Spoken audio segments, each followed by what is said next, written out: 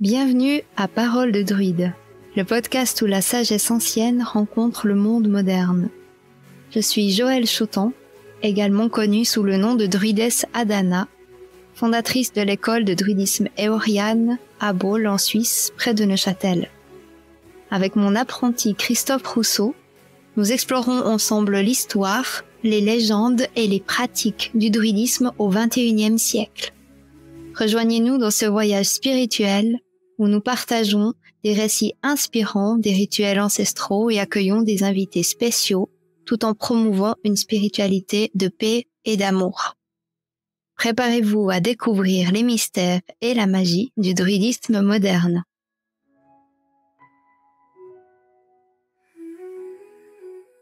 Bienvenue dans Paroles de Druide. Bienvenue dans cet épisode 0, cet épisode d'introduction où on va vous donner un aperçu de ce qui vous attend dans ce podcast consacré au druidisme. Bonjour Joëlle. Bonjour Christophe. Merci à toi de t'être prêté au jeu, de cette création et de cette animation en binôme, c'est vraiment sympa. Et on va peut-être commencer par... si tu veux bien expliquer ce qu'est le druidisme, peut-être. Le druidisme, c'est la sagesse du chêne. Le druidisme, c'est la tradition spirituelle du peuple des Celtes, mais à mon avis, ça s'ancre aussi antérieurement un peu. On peut dater la période faste du druidisme à peu près de moins 2000 à plus ou moins l'an 0 chez nous en Suisse. Et après, selon les pays en Europe dans lesquels on va se trouver, le druidisme aura pu durer plus longtemps, dont certains pays l'ont, entre guillemets, jamais vraiment perdu. C'est par exemple le cas de l'Irlande. C'était christianisé, mais le druidisme s'est bien invité dans le christianisme. Et puis, par exemple, l'Écosse ou d'autres pays qui ont pu garder plus longtemps leur tradition druidique. Mais chez nous, en Suisse, ça a très vite disparu.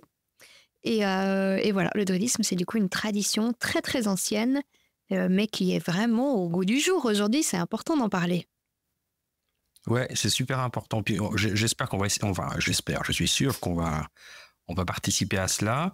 Bah oui, puis donner envie aux gens de la découvrir parce que c'est vraiment tellement une tradition inspirante. Puis je trouve que pour notre société, elle est super importante. Elle a tellement de choses à raconter. Puis elle nous fait du bien. Tu trouves pas qu'elle nous fait du bien, Christophe? Ouais. Ça c'est vrai. Ça, c'est vrai. Mais justement, pourquoi ça nous fait du bien? En fait, en quoi... si tu voulais résumer la spiritualité druidique, ce serait quoi? Tu vois, pour moi, c'est vraiment la tradition de la paix. C'est vraiment une spiritualité qui, dans sa centralité, il y a la dimension de la recherche de la paix. Qu'elle soit intérieure, parce que d'abord, il y a toute une quête de notre paix intérieure, donc ça demande de faire un gros travail sur soi, donc ça s'inscrit bien sûr dans les voies de développement personnel. Et il y a toute une partie aussi de paix extérieure, donc c'est en fait, quand je suis en paix en moi, comment est-ce que je peux aussi être en paix avec les autres ? Et l'inspiration centrale du druidisme, c'est la nature. Donc c'est en observant la nature et donc du coup notre propre nature qu'on va se mettre sur ce chemin de paix. C'est pour ça que ça s'invite dans l'énergie du chêne. Enfin, le mot druide, ça vient du mot chêne. Donc du coup, c'est vraiment le chêne en tant qu'arbre, en tant que majestueux, en tant que vraiment essence ancrée et qui déploie son branchage, mais qui en même temps est toujours là, qui vit super longtemps et qui offre abondamment aussi de la nourriture aux animaux de la forêt. C'est vraiment cette force intérieure et cette abondance de le don extérieur qui apporte cette dimension de paix. Et en fait, la voie druidique, c'est vraiment cette quête-là. Et je la trouve essentielle pour notre société. Spécialement à notre époque, je dirais, moderne, où on a l'impression qu'on a un peu perdu toutes ces valeurs. Et c'est un peu ça qui m'a séduit par rapport... Enfin, et plein d'autres choses qui m'ont séduit, mais en particulier ça, en effet, cette notion de paix intérieure et extérieure, du coup, ça fait vraiment écho avec ce que j'essaye de promouvoir aussi. C'est clair. Alors dis-moi, Joëlle, et toi, comment... tu es arrivé, comment tu as découvert le druidisme, comment tu es arrivé au druidisme, qu'est-ce qui fait que tu es aujourd'hui une druidesse? C'était il y a une vingtaine d'années. j'étais plutôt sur la voie du bouddhisme tibétain de par ma famille, en fait, mes parents sont alpinistes et ils ont été, mon père est allé faire un sommet dans l'Himalaya, donc il a ramené beaucoup de choses en lien avec le bouddhisme, la tradition qu'on trouve dans l'Himalaya, même si j'ai grandi dans une famille athée, où la spiritualité n'avait quasiment pas de place. Mais mes parents m'ont toujours dit, Joël, n'oublie pas, la nature est toujours plus forte que tout. Et quand on allait à la montagne, vu qu'on faisait de l'alpinisme ensemble, ils me disaient, sois attentive aux signes, écoute la neige, écoute les séracs, écoute le glacier. Et c'est comme ça, en fait, que tu peux rester en vie quand tu es dans ces lieux-là, ces milieux-là. Et eux, en fait, ils ont survécu à beaucoup de choses, en fait. C'est assez fou. Et ça a été vraiment ma source d'inspiration de base. Du coup, je l'ai inscrit dans le bouddhisme pendant longtemps. Et en fait, un jour, il y a eu une phrase du Dalai Lama, parce que je lisais beaucoup de choses sur le Dalai Lama, qui disait « Mais si vous êtes né dans un pays, c'est important de vous intéresser à la tradition de votre terre. » Et je me suis dit « C'est vrai, c'est quoi la tradition de ma terre ?» Et donc, j'ai voulu aller là où ça me parlait vraiment. Et ce qui me parlait vraiment dans la tradition de ma terre, c'est la part chamanique et druidique. Elles sont légèrement différentes, mais du coup, principalement druidique, parce que j'avais une passion pour les plantes et l'herboristerie, et les druides sont herboristes. Et je me suis formée en tant que droguiste herboriste, donc du coup, j'avais la partie des plantes déjà très active. Et en fait, c'est comme ça que je suis arrivée au druidisme, dans cette dimension de vouloir mettre de la spiritualité dans ma vie, mais pas n'importe laquelle, celle qui était de ma terre. Celle qui vient de ce pays dans lequel j'ai grandi, sur lequel j'ai mes pieds, et donc des déités qui s'adressent aux gens de ce pays, de ce climat, de cette tradition, et aussi d'honorer les ancêtres que j'ai dans mon sang qui viennent de ce pays. Et pour moi, c'était extrêmement important, et ça a pris beaucoup de sens quand j'ai pris conscience de ça, et c'est devenu essentiel, au point que le bouddhisme il s'est un peu éloigné de moi, mais je me suis vraiment centrée sur le druidisme, ce qui ne m'empêche pas de m'intéresser aux autres traditions. J'aime beaucoup la culture hawaïenne. J'étudie beaucoup la culture hébraïque aussi, parce que finalement, il y a quelque chose d'assez similaire avec le druidisme dans les sources. Mais ça reste ma voie centrale. Maintenant, c'est le druidisme depuis une 20aine d'années. Et je suis devenue druidesse après 18 ans d'études du druidisme. C'est assez long, c'est assidu, mais il faut savoir que c'est une voie de tous les jours. C'est une passion. Donc, du coup, moi, je ne le vois pas du tout comme quelque chose où je vais ramer pour devenir druidesse et hop, enfin, je suis druidesse. C'est juste en fait un cycle continu qui fait que tout d'un coup, on nous nomme druidesse et ok, mais en fait, c'est déjà là, on le sent déjà dans notre corps avant, mais c'est comme une validation. Puis après, le chemin, il continue pareil. C'est juste qu'il y a un nom plus par-dessus qui est validé, mais le chemin, il est tout pareil. Et la voie centrale, c'est de nouveau cette paix, la nature, une spiritualité naturelle et beaucoup de petites choses au quotidien, des petites choses magiques dans la vie. C'est vraiment, pour moi, c'est quelque chose qui a rendu ma vie plus belle, tu sais. Et pour toi, du coup, Christophe, c'est quoi qui t'a amené à ce questionnement-là? Parce qu'on n'est pas là pour rien, les deux. Non, c'est clairement pas par hasard. Alors moi, mon histoire avec le druidisme, elle commence...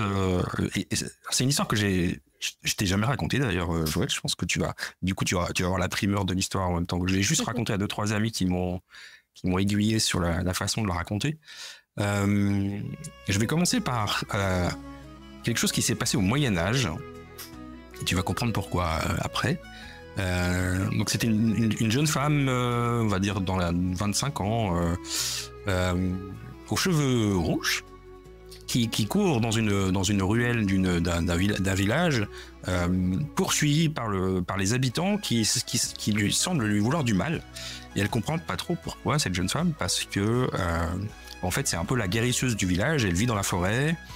Elle a son petit jardin, elle crée ses petites potions et ça fait des années, malgré son jeune âge, qu'elle guérit les villageois et qu'elle aide aux accouchements, etc. Cette jeune femme, elle est poursuivie dans son propre village par les habitants.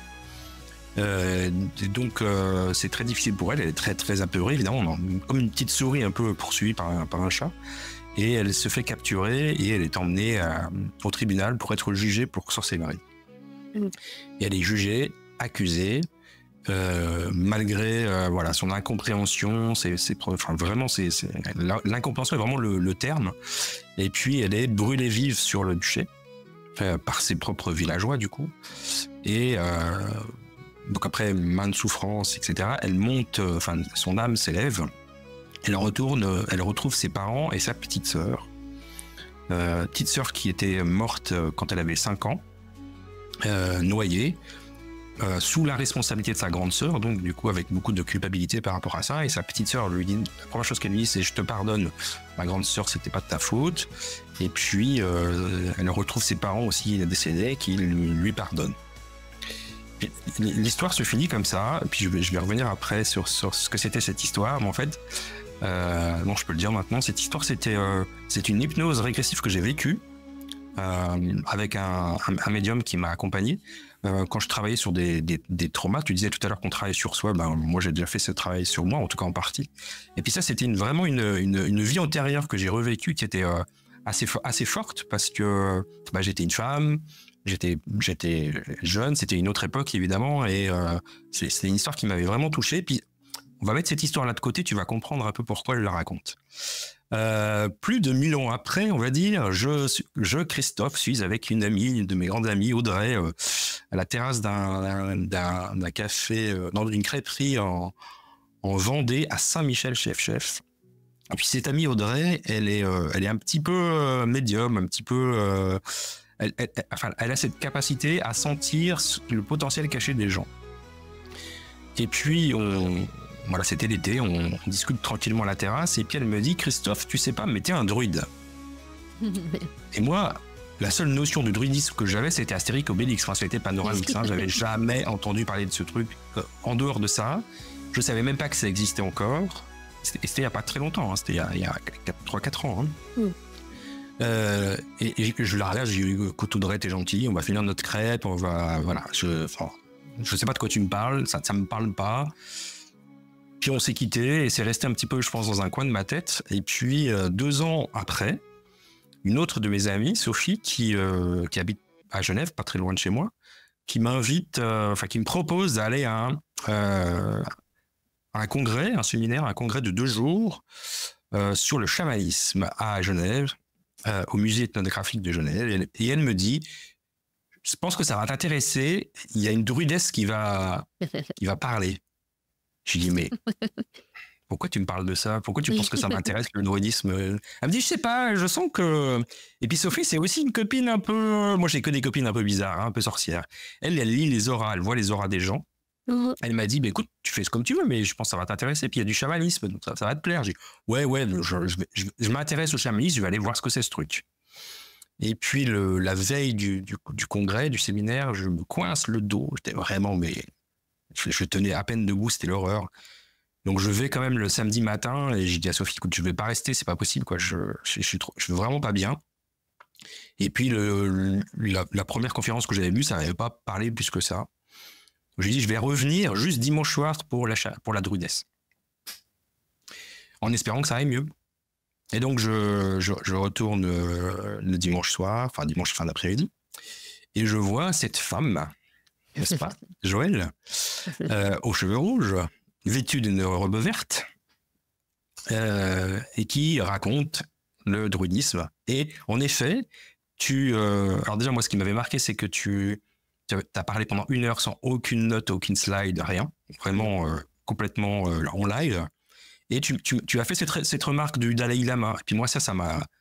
Quand tu as dit ça, qu'on devrait s'intéresser aux spiritualités de sa propre terre, de ses propres racines, en tout cas dans cette incarnation-là, je me suis dit, mais moi qui suis de l'ouest de la France, à moitié breton normand, franchement, qu'est-ce que je vais aller foutre avec le chamanisme, ou je m'intéressais évidemment aussi au bouddhisme, qu'est-ce que je vais aller faire là-bas, alors qu'il y a des choses chez nous qui existent, que je croyais mortes, parce que franchement, je pensais pas qu'il y avait du druidisme encore actif, en tout cas, parce que c'est quand même assez discret pour être honnête. Et je me suis dit, mais oui, ça me parle. Et donc, j'ai bu tes paroles et j'étais vraiment hypnotisé, pour être très honnête. Et j'ai pas fait le lien tout de suite avec cette histoire de femme aux cheveux rouges avec la robe verte qui après m'est revenue. Et Sophie me dit, mais à la fin, elle me dit, Christophe, va la voir, invite-la sur ton podcast. Parce que moi, je suis animateur, j'ai déjà un podcast qui s'appelle Leadership Holistique, et je lui dis, mais non, mais j'ose pas. Je fais le timide, et puis vas-y. Puis je suis venu te voir. On a parlé quelques minutes, et puis je t'ai juste dit que voilà, j'étais très intéressé et que j'aimerais bien te recevoir sur mon podcast. Et puis tu as accepté gentiment. Oui, chose qu'on a fait. Et on a fait cet épisode de podcast qui était très sympa. Et puis là, je me suis dit, ouais, quand même, ça me parle bien cette affaire-là. Et puis Joël, elle a une école, on va en parler justement après. Je suis allé voir sur Internet ton site, et puis je me suis dit, je vais m'inscrire à l'initiation, puis on verra bien. Ça va pas autant aller jusqu'au bout de ma démarche. Ça fait quand même beaucoup de synchronicité qui fait que je vais quand même aller voir ce truc. Donc je suis venu à ton cours de Racine. Et puis à ce moment-là, je trouvais intéressant. Il y a eu pas mal d'initiations sur les énergies, sur le magnétisme, sur la mythologie celtique, tout ça. Je trouvais ça très intéressant. Puis je vais raconter cette petite épisode de mon premier magnétisme. Je sais pas si tu te rappelles, mais tu nous expliques comment on se connectait au magnétisme tellurique et cosmique, et puis on fait ça, et puis on s'exerce les uns sur les autres, quoi, en gros. Et donc cette femme là qui s'appelle Nathalie, sur qui j'ai posé mes mains sur son ventre parce qu'elle avait des douleurs au ventre, qui s'est mis à hurler. Et je savais pas si elle hurlait de bonheur ou si elle hurlait de douleur. Alors, vraiment, je savais pas. Hein. Et elle commençait à se crisper vraiment, et j'ai commencé à avoir très peur d'ailleurs. Et puis tu as intervenu en la rassurant elle, et puis en me rassurant moi sur le fait qu'il fallait que je continue de laisser mes mains posées sur elle, et que c'était un processus de nettoyage, etc. Et moi j'étais en panique, hein, franchement. Je rappelle quand même aux auditeurs que je suis ingénieur physicien. Donc je viens de loin quand même, je viens de très loin. Donc cette expérience-là m'a un peu... alors elle m'a pas traumatisé, mais elle m'a vraiment interpellé. Je me suis dit, mais c'est quand même bizarre ce qui se passe là. Donc, on finit le séjour. Tu nous proposes gentiment de revenir le 1er mai pour le baptême druidique que tu organisais avec Julien, avec ton mari. Et puis, moi, je me dis, non, mais moi, j'aurais pas le temps. De toute façon, je travaille, donc OK. Et puis, en début de semaine, donc la semaine du 1er mai, le lundi, je regarde mon agenda. Et je vois que mercredi, j'ai 0 rendez-vous, aucune réunion, rien. Le truc vide, ça n'arrive jamais, quoi. Tiens donc, est-ce que j'irais pas faire un tour du côté de Baule pour aller faire mon petit baptême druidique? À la pointe du grain. À la pointe du grain.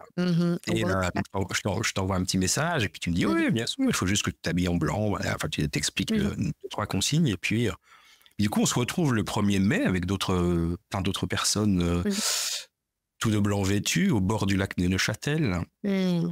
Par une belle journée ensoleillée, en plus, il faisait beau, c'était sympa. Complètement inattendu. Ouais, c'était pas du tout prévu. Et puis je retrouve quelques élèves du groupe avec qui j'avais fait la formation auparavant. Donc c'est sympa. Et puis je te demande à toi d'être mon témoin parce que j'étais venu seul, je n'étais pas venu accompagné. Et puis donc se passe la cérémonie avec l'ouverture des 4 points cardinaux, le lac à proximité très calme. Enfin voilà, c'était vraiment très.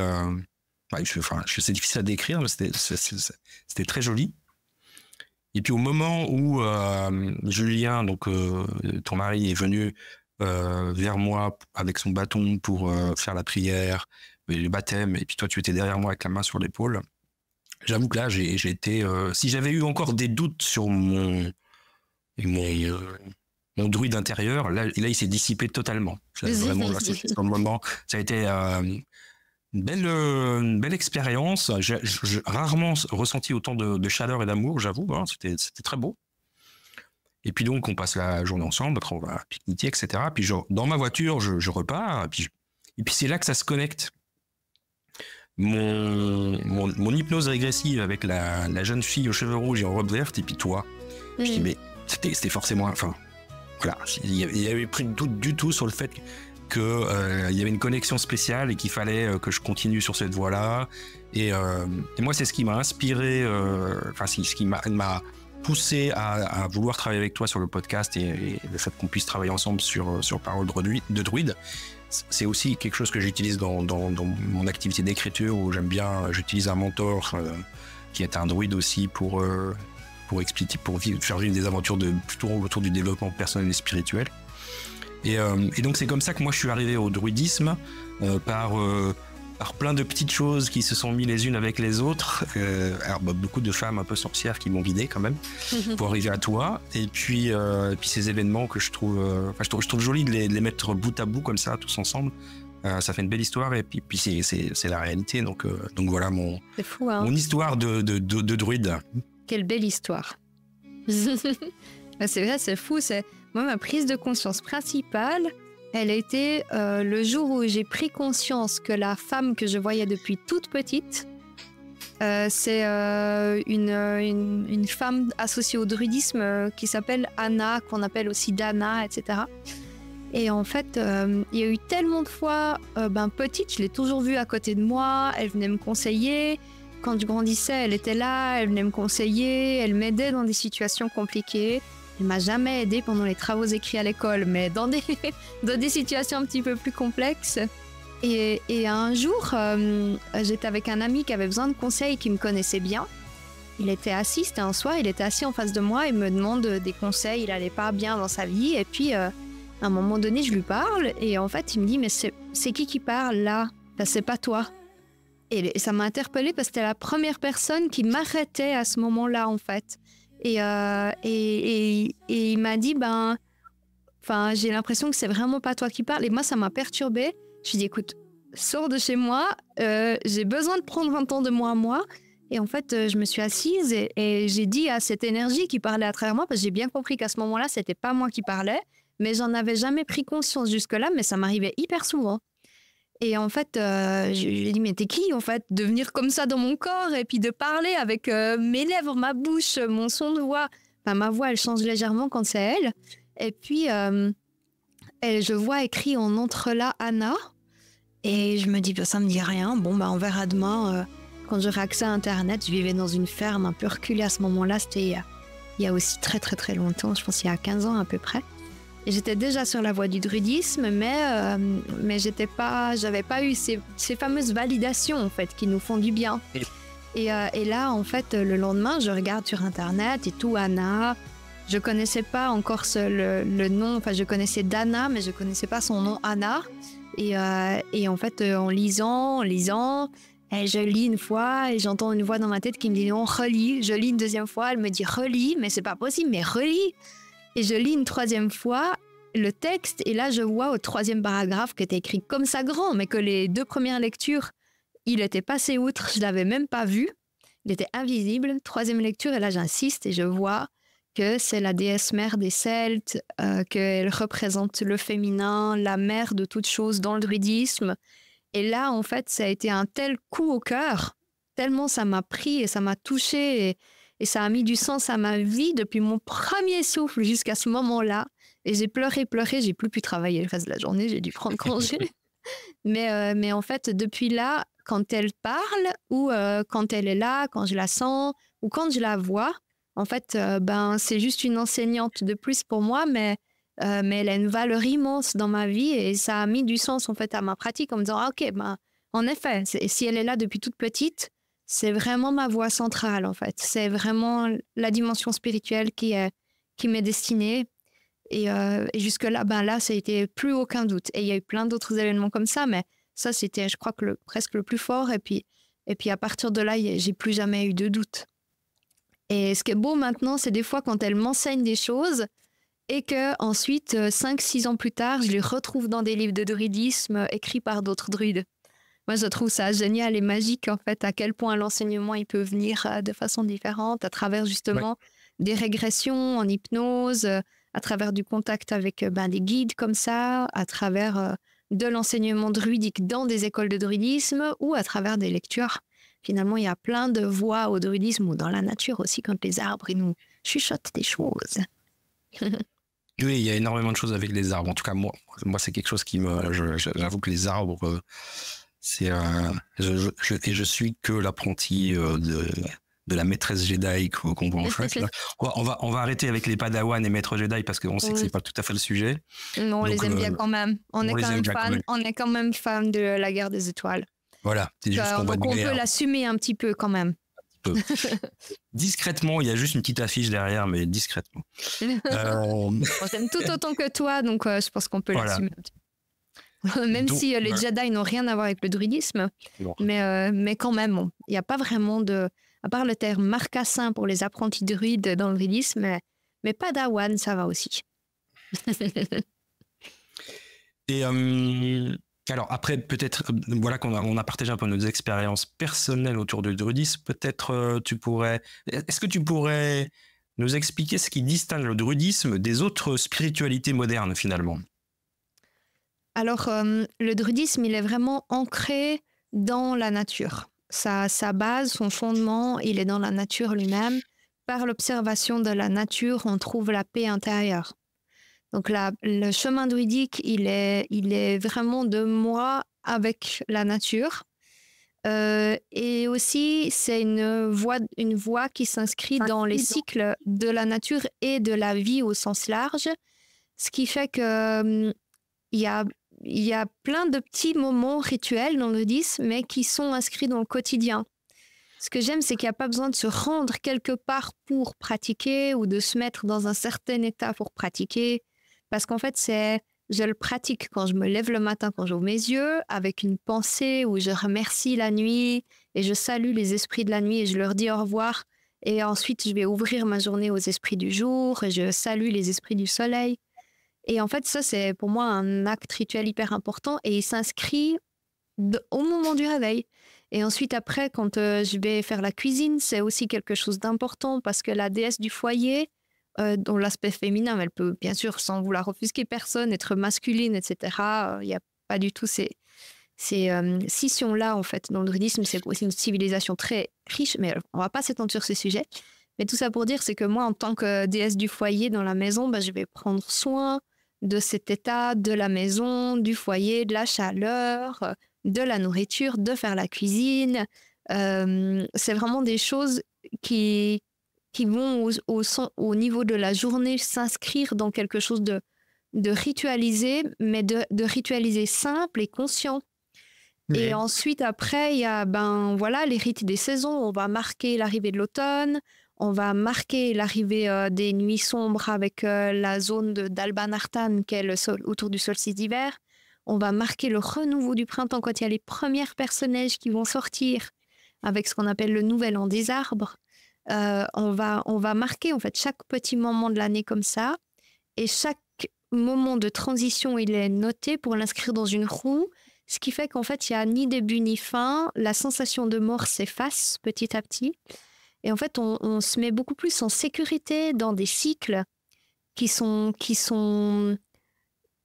complètement introduits dans la routine quotidienne. Ce qui n'empêche pas que j'ai des moments de rituels sacrés. J'en ai plein de moments de l'année, mais le principal de ma pratique, il s'inscrit dans mes routines en tant que mère de famille, avec des chiens, des chèvres, des chats et tout. Et en fait, c'est quelque chose qui n'a pas besoin d'une place particulière parce qu'en fait, il est là de soi. C'est ça que j'aime dans cette spiritualité. Il faut s'imaginer que ça s'inscrit dans des peuples qui commencent à être sédentaires à l'époque. Avant, ils étaient nomades. Et donc, du coup, dans cette sédentarisation, comment est-ce que je peux faire en sorte que ça se passe bien ? Comment est-ce que je peux ritualiser cet aspect de m'arrêter, de prendre ce temps d'être à un endroit et d'honorer la nature pour qu'elle soit abondante à cet endroit-là, pour éviter que je doive me déplacer tout le temps pour aller ailleurs. Il faut savoir que le druidisme, il s'inscrit dans cette période-là de l'humanité. Et donc, du coup, il y a vraiment une dimension de respect profond envers la nature, les règnes végétal, animal, minéral, les pierres, les cycles, les levées, couchers de soleil, et en même temps les saisons, et en même temps l'aspect profond de faire ma poterie, faire mes tasses, chose que je ne fais pas, mais je pourrais très bien le faire justement dans ce rite-là, m'occuper du foyer, faire la cuisine. Et en fait, tout ça a une valeur réelle. Et je trouve que dans notre société qui place des fois la spiritualité loin comme une sorte de challenge ou c'est presque un élitisme en fait, tu vois. Ouais. On doit atteindre une dimension spirituelle en allant faire mes cours de ci et de ça. Mais en fait, dans le druidisme, il n'y a pas du tout ça. Il y a vraiment cette dimension de je suis déjà un être spirituel incarné et comment est-ce que je peux faire en sorte de le vivre pleinement.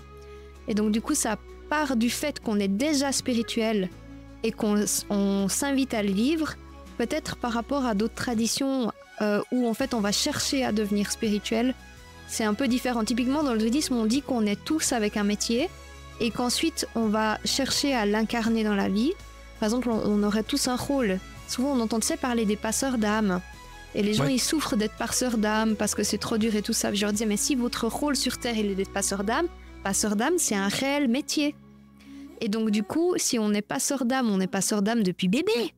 Et donc, du coup, depuis bébé, on a ce rôle sur Terre d'être passeur d'âme. Et en fait, on l'est déjà. Et on apprend à le devenir vraiment. C'est comme si, depuis bébé, tu nais médecin et qu'en fait, tu apprends à le devenir vraiment. Et en fait, là, dans le druidisme, on est des êtres spirituels. Tout le monde, hein, vous tous qui nous écoutez aussi, vous l'êtes déjà. C'est vraiment cette vision spéciale du druidisme. On est des êtres spirituels connectés à la nature et qui faisons partie intégrante de la nature. Comment est-ce que je peux faire en sorte de l'expérimenter tous les jours dans chaque chose que je fais? Je dirais que, je ne sais pas si tu es d'accord avec moi, Christophe, pour moi, c'est ça, en fait, qui différencie du druidisme des autres spiritualités, de ce que j'ai pu en expérimenter. J'en ai expérimenté pas mal. Mais c'est ça, en fait. Ça va de soi, un peu. On ne cherche pas plus loin. Moi, j'aime bien ce côté simple. Et quand on dit ça, c'est vraiment pas négatif du tout, bien au contraire. Le côté pratique, intégré dans la vie de tous les jours. T'as raison sur le côté non élitiste. Et puis ce que t'as pas dit, c'est que c'est pas parce que tu es dans le druidisme que si tu as envie de continuer à croire dans une autre religion, je veux dire, c'est pas exclusif non plus. Non, c'est ça qui est intéressant. Voilà, c'est pas dogmatique. Pas dogmatique, c'est libre. Chacun vit le druidisme comme il l'a envie, comme on est tous des humains différents. Chacun vit son propre druidisme. C'est aussi pour ça que les druides n'ont jamais écrit, parce qu'ils considèrent que chaque jour est un nouveau jour. Donc le jour, il commence le soir. Et donc la nuit, il crée un jour et ensuite il y a le jour. Enfin, la nuit, il crée un espace, une sorte de creuset, comme le Graal. Ensuite, le liquide dedans vient le jour, le soleil qui éclaire le fond de la coupe. Mais dans le druidisme, il y a vraiment cette dimension que chaque jour est un nouveau jour. Donc on ne va pas figer une expérience de quelqu'un qui va vouloir l'enseigner ensuite aux autres tel que lui, il la vit. Parce que s'il la vit comme ça, c'est parce que lui, il est comme ça, il a telle vie antérieure, il a vécu à tel endroit, il mange telle alimentation. Donc du coup, ça n'a rien à voir avec le druidisme de quelqu'un d'autre. Et c'est ça aussi que j'essaie d'enseigner dans l'école, c'est qu'en fait, on est chacun libre de vivre le druidisme qu'on a envie. Et en fait, on voit aussi dans tous les livres de druidisme, il y a tellement de druidismes différents. Il y en a qui sont hyper codifiés, avec des plages très, très précises. Quand on va faire des cérémonies, chacun a sa place et chacun dit son truc à son moment précis. Et il y a d'autres druidismes très libres qui s'inspirent même de nouvelles déités qu'on ne connaît même pas jusqu'à maintenant. Et voilà. Et moi, j'essaie de trouver un peu mon chemin entre deux. J'essaie d'être vraiment dans cette liberté, mais quand même de respecter la tradition et de m'inspirer des rites anciens, mais de ne pas les figer dans le temps et de surtout pas reproduire quelque chose qui n'a plus de sens maintenant, mais plutôt de voir pourquoi il le faisait et qu'est-ce qu'on pourrait faire maintenant qui s'adapte à notre société. La voix que je suis, c'est la voix de Anna et en fait, c'est la voix de la déesse mère. Et c'est vraiment celle qui inspire l'énergie de l'école.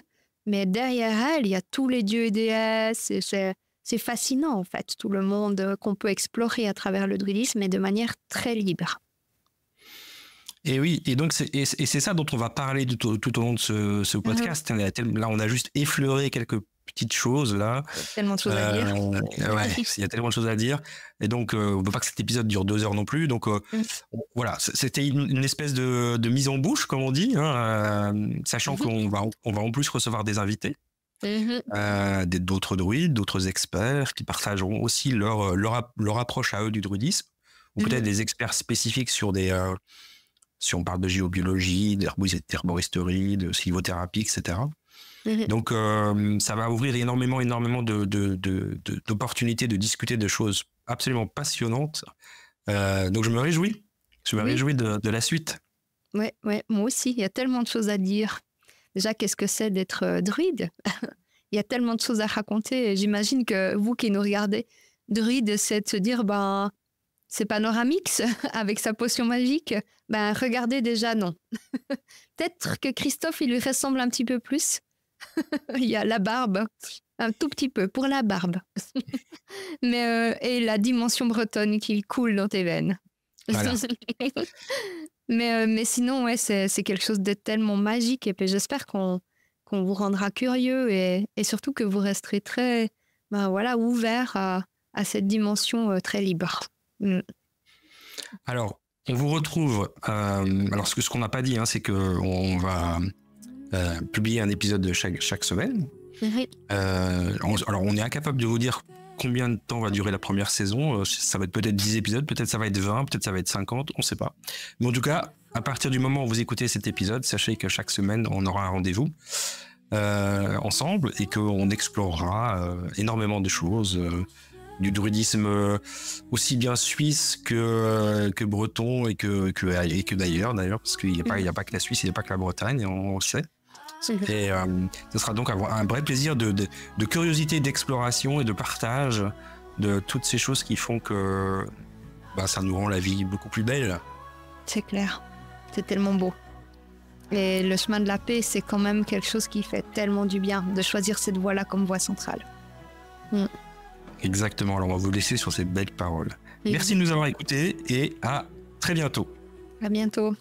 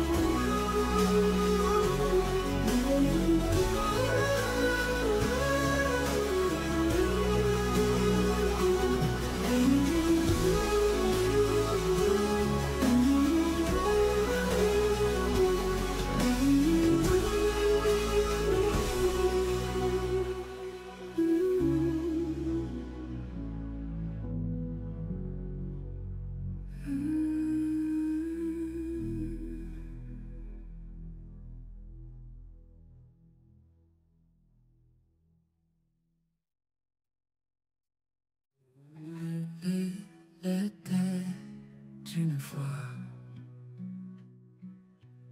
une forêt sacrée,